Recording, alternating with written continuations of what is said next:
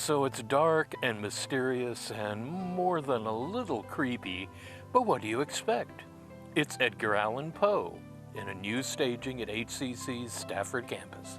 Oh, I've loved Poe since I can remember.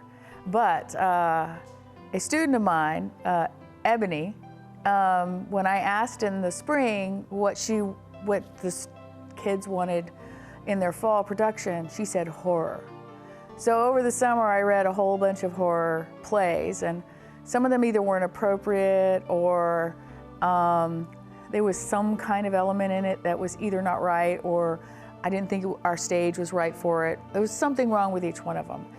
And then I just happened to see a book I had of his work, and I thought, I wonder if there's some plays out there of his work, and there are. But I couldn't find any that weren't musicals or or just one story. I kind of wanted a little bit of each. So I said, I'm gonna try, since I had written the play in the spring, I decided I would try to write one. My dream is to become a theater teacher, mostly because prior to coming to HCC, I was a teacher. And like I said, I've always loved theater, and it's like the best of both worlds. I get to combine the two.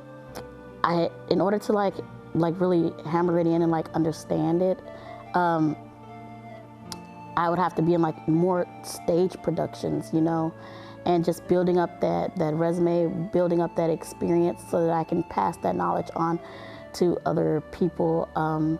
And this show in particular is completely out of my comfort zone. Most of the time I am cast in comedy. So this is the opposite, even though it is a dream of mine. Because I've always wanted to do horror or thrillers. So this was a great experience for me, and I believe that I can pass that on to a younger generation. I did theater in high school, and it always seemed like a hobby to me back then because it was like underfunded, so there was not a lot of collaboration going on. But coming here to HCC and having all the like professors talk about their experience in the theater world kind of helped me like get interested.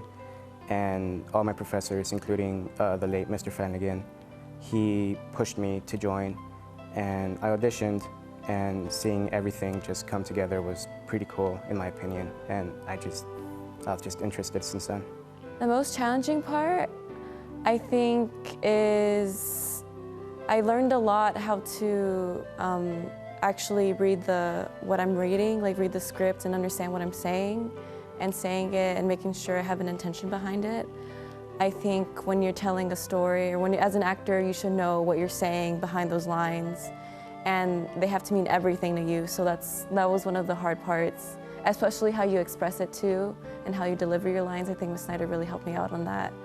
And it just clicked in my mind once we went through all the stories and stuff. And I listened to a lot of like audios on YouTube too to help me think about how to say it and how to present it to the audience. And I learned a lot by just doing that. It's very theatrical. So it's not, a straightforward play. It has a lot of symbolism, and there's lots of narrators, and they had to, leave the stage as a marionette, and there's dancing, and so it's not realism, right?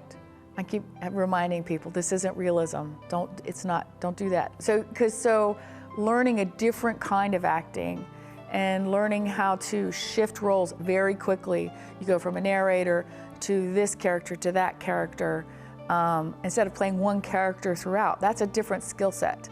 Also dealing with verse. And it's Poe as opposed to Shakespeare. Very different verse style. I originally wrote it for 11 actors.